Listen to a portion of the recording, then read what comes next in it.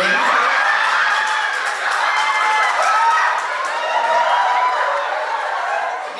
mi cái bộ còn trả được cho anh này à brain đến cái bộ anh đủ vậy à cái này à trinh đến đi hey hết đi mấy cái này à mẹ làm một chuột đồ này đâu cần tiền tính cho ăn gần quả đi everyday á lệ tha đông chỉ cái gì á thì cái boy gì á anh lâu thì ha cả hàng trắng trầu midday meal thế cả hàng ấy vềเลยá thì nghe dần đến cái boy còn cả làm cái gì á hết pu sila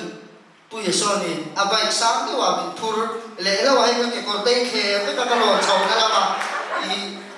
kha khát đi về mấy kha kan ni ya dia star zo te kan han ni ve ya dia han chui em tu kan ti ve ya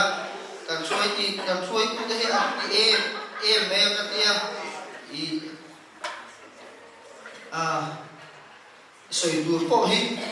awang lâu anh đi về mấy soi tour này tour quân này về đâu hết tiền ai không em và anh này về xí lâu này đi về mấy đây cần một tên một tên là em biết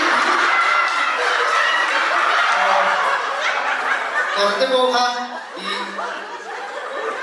khi có memories cái thằng này mấy hàng sponsor về xe chẳng mấy tour là đi mà xe sponsor tu vấn đề về boxy lâu anh tiếng nghe cái tiếng có cái tiếng lại hết là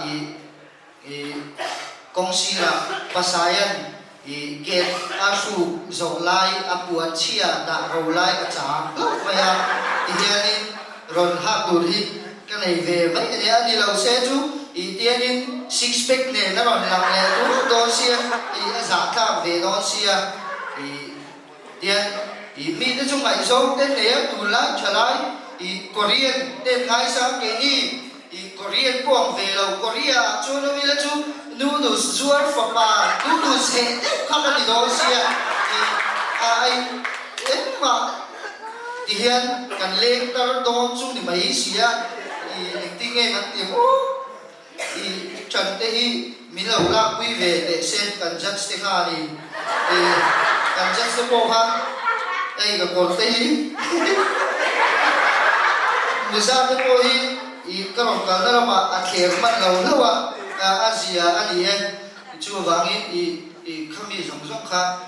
cái lòng xoay về anh em cái lòng về anh em